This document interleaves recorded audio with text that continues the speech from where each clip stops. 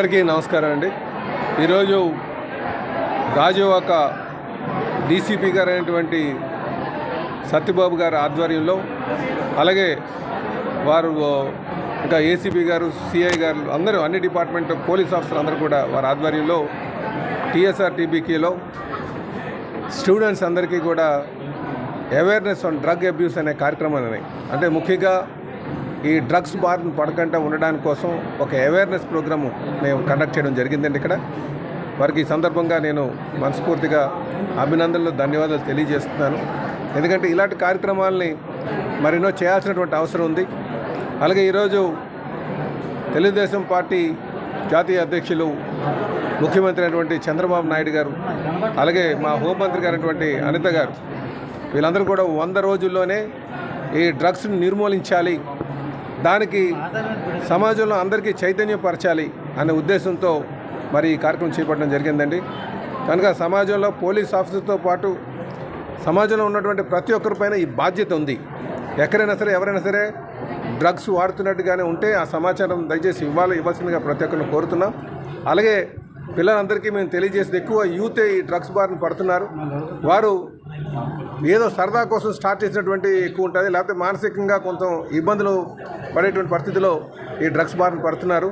కనుక అలాంటి వాళ్ళందరికీ కూడా ఇది అలాంటి సున్నితమైన పరిస్థితులు ఉన్నప్పుడు డాక్టర్స్ని ఎవరైనా సంప్రదించాలి తప్ప చెడు అలవాట్ల బారిన పడవద్దని చెప్పేసి ఈ సందర్భంగా తెలియజేస్తూ, అలాగే ఎవరైనా డ్రగ్స్ వాడుతున్నటువంటి వారిపైన కానీ, డ్రగ్స్ సప్లై చేస్తున్నటువంటి వారిపైన కానీ ఖచ్చితంగా కఠినమైన చర్యలు కూడా తీసుకుంటామని చెప్పి ఈ సందర్భంగా తెలియజేస్తూ, కఠినమైన చర్యలు తీసుకుంటారని చెప్పేసి ఈ సందర్భంగా తెలియజేస్తూ, అలాగే మరెన్నో ఇలాంటి కార్యక్రమం చేయాల్సినటువంటి అవసరం కూడా ఉందని చెప్పి తెలియజేస్తూ, గాజువాక పోలీస్ ఆఫీసర్ అందరికీ కూడా నేను ఈ మనస్ఫూర్తిగా అభినందనలు, ధన్యవాదాలు తెలియజేస్తూ, మా చైర్మన్ గారికి, టీఎస్ఆర్ టీబీకే చైర్మన్ గారికి కూడా ఈ సందర్భంగా నేను, మా బలరామ కృష్ణ గారికి మనస్ఫూర్తిగా నేను ధన్యవాదాలు తెలియజేసుకుంటున్నాను. ప్రాధాన్యతలో డ్రగ్స్ అనేటువంటిది ఒకటి కాబట్టి మొదటి 100 రోజుల్లో తప్పనిసరిగా ఈ డ్రగ్స్ యొక్క ప్రభావాన్ని తగ్గించాలనేటువంటి దాని మీద స్పెసిఫిక్ ఇన్స్ట్రక్షన్స్ పోలీస్ డిపార్ట్మెంట్కి ఇవ్వడం జరిగింది.